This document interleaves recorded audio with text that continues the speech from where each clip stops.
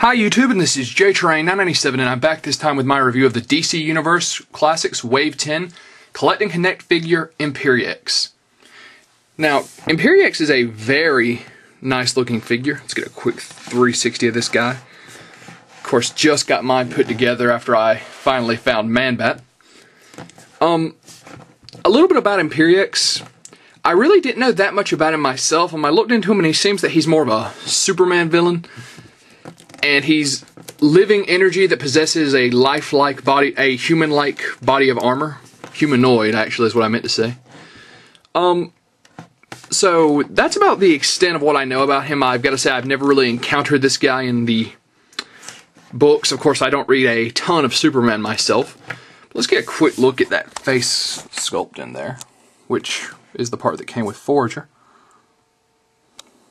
It's just a particularly nasty face, especially those teeth. Oops. Camera went out of focus ever so slightly. It's just a terrible face. In a good way. A lot of really nice detail down him. Of course, I know when the first Walmart exclusive wave came out, their build a Collect and Connect figure, sorry, I'm going to keep saying that, was Metallo, which was a cancel figure from the DC Superheroes line. But Imperiex is a pretty much all new sculpt. Unless it's reusing some parts. One thing about it though is, well, even with the head on, but without the head, this slides off almost constantly.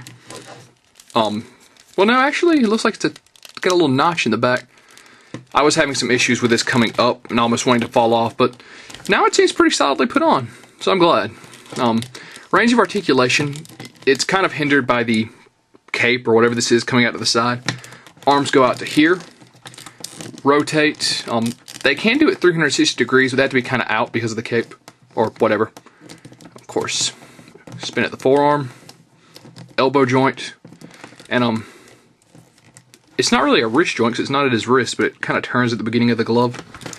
Same for both arms, of course. He has an abdomen joint, but with the way his outfit is matching up, it really doesn't do much. Of course, leg joint, legs go forward to here. Back to here, once again hindered by the back of the cape. Knee joint and ankle joint.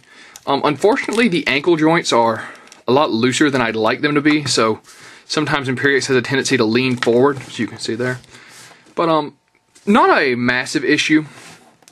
So overall, I solidly like Imperiex. I can't really say I was, really after him. I don't really like Imperiex all that much because I don't know that much about him, but if you're an Imperiex fan out there, I suppose he's a pretty accurate representation to the comics from what I read.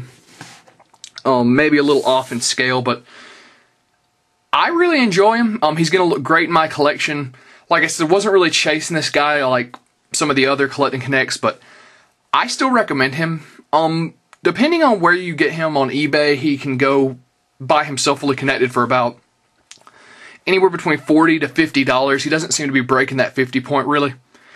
So, this is JTrain997. I give the Wave 10 Collect and Connect Imperiex a solid 8 out of 10. 8 because he just really didn't impress me all that much, but he still is a great figure. Some of his articulation is hindered by his outfit, but really isn't that big of a deal. And I'll see you soon, YouTube.